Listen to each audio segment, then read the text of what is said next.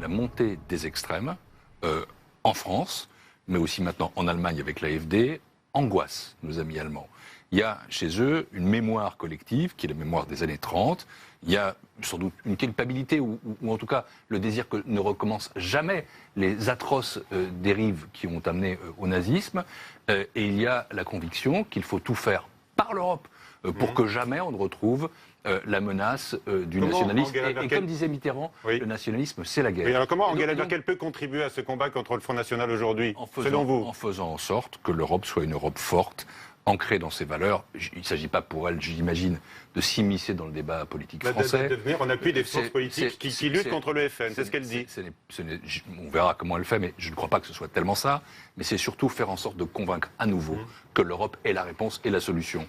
Et je pense que si elle fait ça, c'est aussi parce qu'elle voit que les populismes, justement, ne sont pas un privilège, triste privilège français. Elle voit qu'en Autriche, à la présidentielle au premier tour, le candidat d'extrême droite fait 35%. Elle voit l'AfD monter. Et je pense qu'il est nécessaire, en effet, que les pro-européens agissent. Et pourquoi pas ensemble.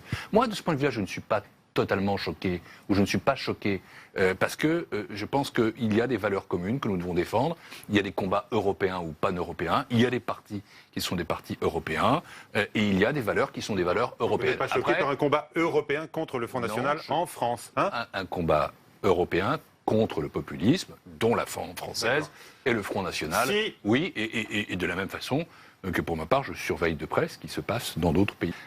J'ai le souhait et j'ai la conviction que le Royaume-Uni restera dans une Europe unie.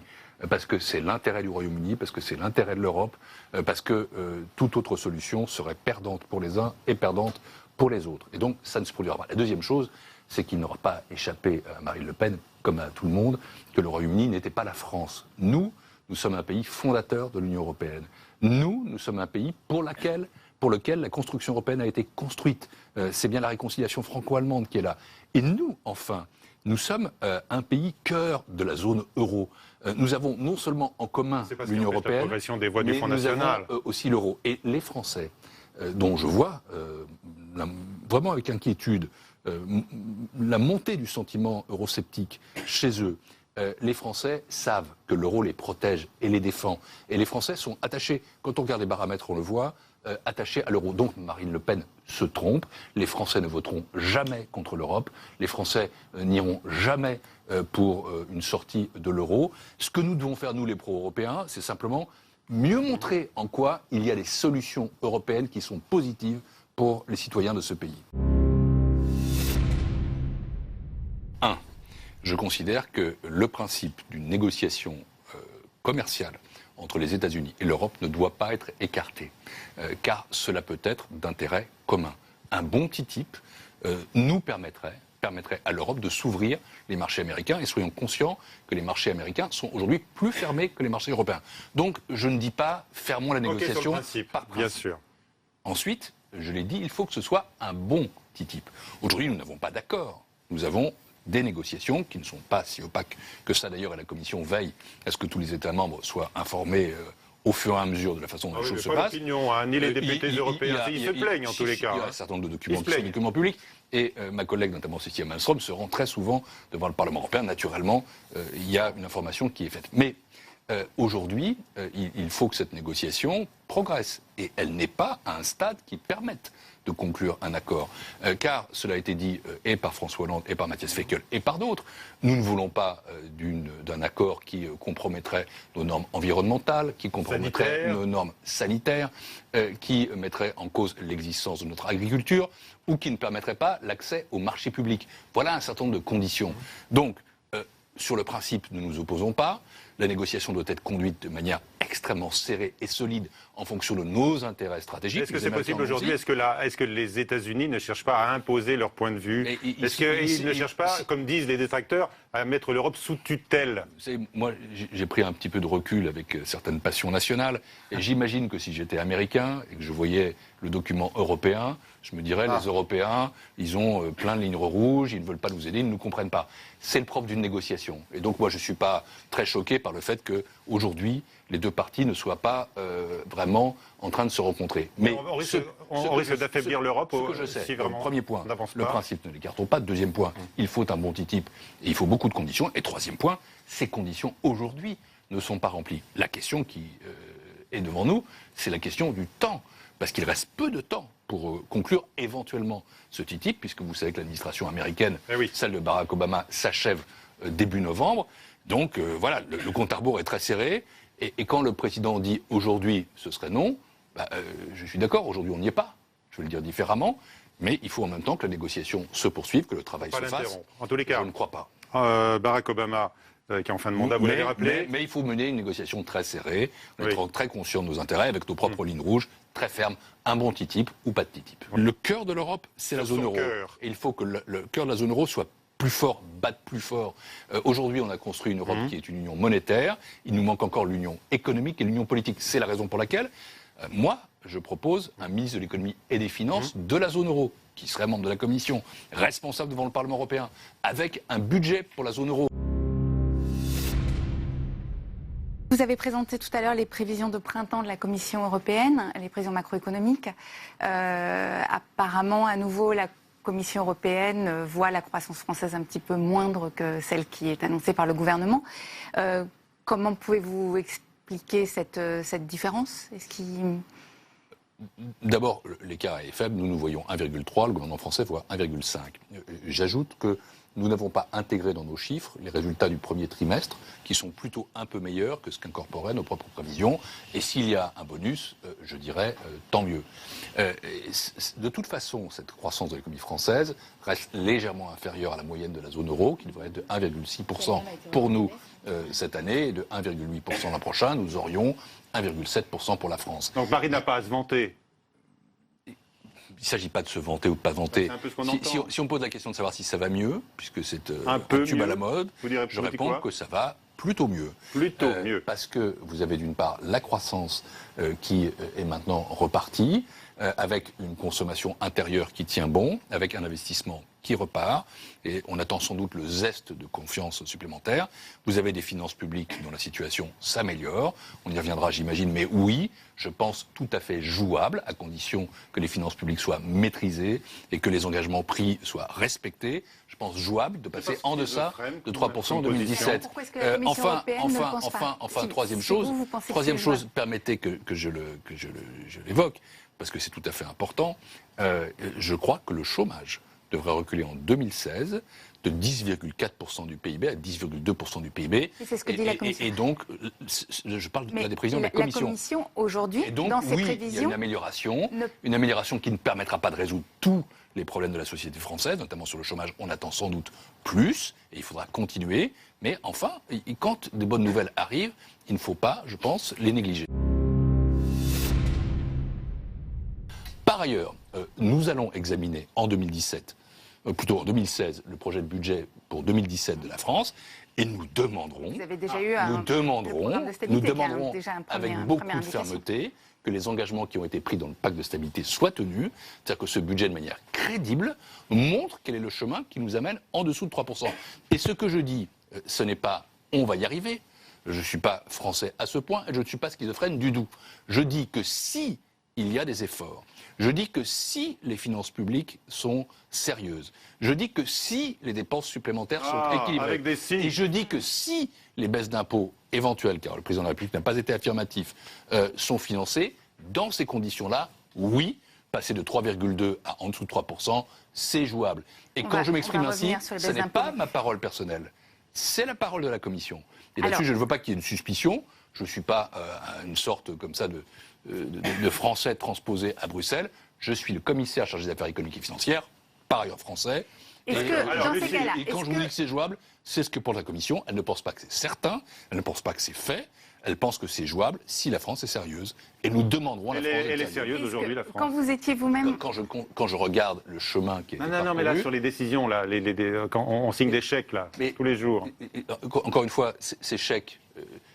Vous savez, quand je suis devenu ministre des Finances, j'avais dit à mon prédécesseur commissaire, la Commission fixe les fins, nous fixons les moyens. Je n'ai pas à expliquer à François Hollande ou à Michel Sapin ou à Manuel Valls les choix qu'ils doivent faire. En revanche, ce que je dois faire moi, c'est leur rappeler qu'il y a des règles communes et que s'il y a des dépenses supplémentaires, il devra y avoir des économies correspondantes. S'il y a des baisses d'impôts, elles devront être financées. Or, de l'unité de la gauche, il n'y a pas d'accès au pouvoir. La deuxième leçon, c'est qu'il faut aussi une cohérence intellectuelle et idéologique qui tienne compte des leçons du réel, car sinon on se fracasse sur ce mur qui a été le mur de l'argent à l'époque et qui est le mur de la réalité. Et chaque fois que la gauche a fait des réformes, elles sont restées. Mais chaque fois que la gauche a voulu faire des réformes qui se heurtaient au réel, à ce moment-là, elle était obligée de reculer. Et donc, il faut éviter de se renier. Ça, c'est la troisième leçon. On a besoin. On a besoin. C'est la logique social-démocrate, d'un réformisme qui soit ancré dans le réel, d'un réformisme qui soit également européen. Mais d'un réformisme qui n'est pas compris par tous vos amis du Parti socialiste. C'est ça le problème aujourd'hui. Sans doute. Mais c'est aussi. Les accusations sont quand même très graves. On parle de trahison, on parle de renoncement aux valeurs de gauche. Je ne sais pas qui dit cela. Je pense. Si, on va vous le dire. Vous allez me le dire parce que je suis moins savant. Vous les connaissez mieux que nous. Ce sont vos amis. J'ai ce grand privilège de ne pas être tous les jours dans les débats du Parti socialiste. Est-ce que les fondeurs sont les fossoyeurs de ce quinquennat, Pierre Moscovici? Écoutez, non. Ceux qui ils expriment des opinions, ils ne votent pas les textes, ce qui est compliqué pour une majorité. En même temps, ils ne représentent pas l'immense majorité des socialistes et des sociodémocrates. Ce quinquennat est un quinquennat dont il appartient au président de la République de démontrer qu'il a été utile, et puis ensuite, on verra comment cela se porte dans la campagne électorale.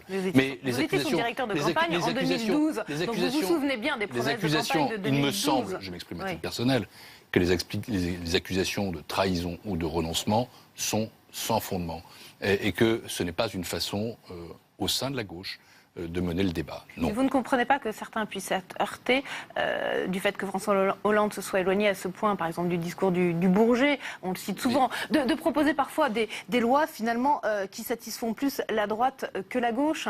La loi travail, par exemple, au départ, elle a quand même plus été applaudie sur les bancs de la droite, plus applaudie par le patronat. Comprenez-moi, moi là je suis dans une position un peu inconfortable, parce que je suis commissaire européen. Je ne peux me faire ni le critique, ni l'avocat de François Hollande. Dans vos avis, mais je n'ai pas envie, et je ne le peux pas. Je dirais simplement ce que je crois sur le plan des principes. Je pense qu'une gauche de transformation, qu'une gauche de réforme, qu'une gauche du réel, qu'une gauche européenne, qu'une gauche social-démocrate, qu'une gauche rénovée, eh bien, l'avenir pour cette famille politique, qu'elle a besoin de rester elle-même, qu'elle a besoin de rester authentique, qu'elle a besoin de rester fidèle à ses valeurs, qu'elle a besoin aussi de tenir compte du réel. Est-ce que cela s'est passé pendant ces 5 ans? Je pense que honnêtement, il y a eu une tentative sincère pour le faire avec de vrais résultats, avec de vraies réformes, qu'il y a sans doute eu aussi des choses qui n'ont pas fonctionné, qu'il faut faire cet examen. Par exemple le Premier ministre a donné un certain nombre d'exemples, je pourrais en donner d'autres, le président de la République en a donné, mais ce n'est pas à moi de le faire, encore une fois. Mais est-ce qu'on est à l'heure du bilan? C'est vrai que Manuel Valls a pointé un certain nombre d'erreurs dans une interview récente. Vous savez, une campagne électorale, et elle approche, c'est ce moment privilégié où il y a cette rencontre avec le pays, ce grand débat, où il y a d'une part le bilan, et il est nécessaire. Il a déjà commencé. Il doit être fait à la fois par ceux qui critiquent le chef de l'État et la majorité, c'est l'opposition, mais aussi par le chef d'État et par la majorité lui-même.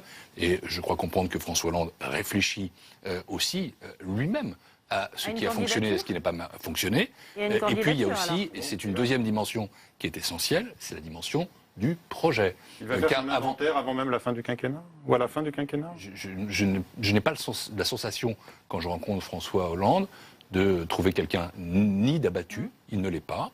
C'est un homme combatif, il l'a toujours été, il sait ce que c'est que la politique, il a de l'expérience, il a du métier, il a beaucoup de sang-froid. Mais ce n'est pas non plus un homme autosatisfait. Je pense qu'il est aussi capable, lui-même, de se dire, voilà, ça a fonctionné, ça n'a pas fonctionné.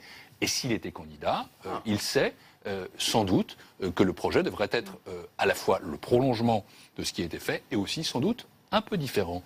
Ça, c'est le propre d'un bon politique. Et je pense qu'en toute hypothèse, on peut lui faire beaucoup de critiques. Là, vous nous donnez des indications précieuses sur ce qui se prépare. Oui. Non, parce que mais vous l'avez rencontré. Je dis simplement quelle est mon impression par rapport à un homme que je n'ai pas vu seulement hier. D'accord, mais là, bon, c'est un homme que je connais bien depuis 35 ans. J'ai été effectivement le directeur de sa campagne présidentielle. Je ne suis pas son porte-parole. Je ne sais pas quelles sont ses intentions. Non, mais vous le connaissez 2017, bien, c'est important. Mais mon sentiment, c'est que cet c'est un homme qui est combatif, qui est fier de ce qu'il a fait, et qui est aussi un homme lucide. Et qui sera un bon candidat? Je ne sais pas.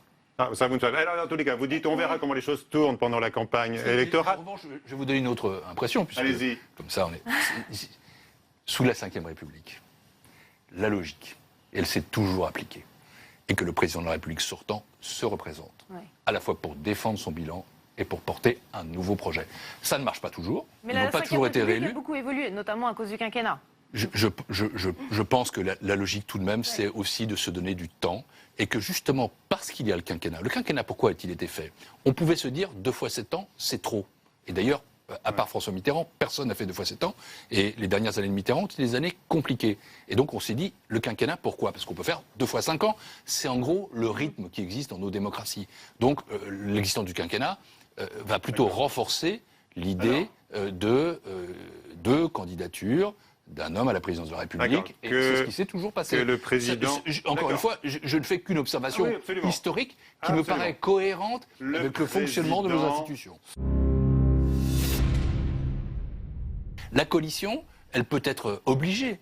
Si d'aventure Mme Le Pen était au 2e tour en 2017, certains sondages, beaucoup de sondages en réalité le disent, alors à ce moment-là, il serait compliqué pour ceux qui auraient élu un président au 2e tour, de dire on s'ignore. Mais ce serait le résultat de l'élection. Et ce serait forcément un combat. Ça ne peut pas être une confusion qui précède l'élection. C'est en tout cas... C'est une hypothèse envisagée. Il n'y a pas qu'Emmanuel Macron. Manuel Valls dit aussi un peu les mêmes choses que son ministre sur ce thème-là. Je ne veux pas les départager, mais ils ne disent pas tout à fait la même chose. Même Jean-Christophe Cambadélis parle de dépasser les partis politiques. Ils ne disent pas la même chose. Ils ne disent pas la même chose. Non, ils ne disent pas la même chose. Parce que l'un dit, voilà, ni droite ni gauche, on fait quelque chose avant, c'est le sens de son mouvement. L'autre dit, je suis de gauche et je peux être amené à travailler avec d'autres dans le cadre d'une coalition, ce qui est déjà plus classique. Et certains appellent, comme Jean-Christophe Cambadélis, à dépasser aussi les partis politiques. En toute hypothèse, ce qui est important, et ça c'est ma position constante, c'est que la gauche se rénove. Il y a évidemment une insatisfaction par rapport à la gauche en France. Il y a besoin de modernisation, il y a besoin de théoriser. Emmanuel Macron, il y a besoin de théoriser ce qui a été fait. Il y a un besoin de conceptualiser, il y a un besoin d'avancer dans la gauche par rapport à l'Europe, d'être enfin complètement européen, et de construire également une Europe qui soit davantage marquée par les idées de la gauche, de faire des propositions social-démocrates. J'y travaille, moi, avec Martin Schulz, le président du Parlement européen, avec Matteo Renzi. Et donc, voilà, je crois plus que notre avenir, c'est la modernisation de la gauche, la refondation de la gauche, la rénovation de la gauche, que l'affadissement de la gauche ou la fin de la gauche. C'est François Hollande qui l'incarne. Ça, on verra. Je sais pas, c'est pas à moi de le dire. Je dis simplement que quand je vois le président de la République, je vois un homme combatif.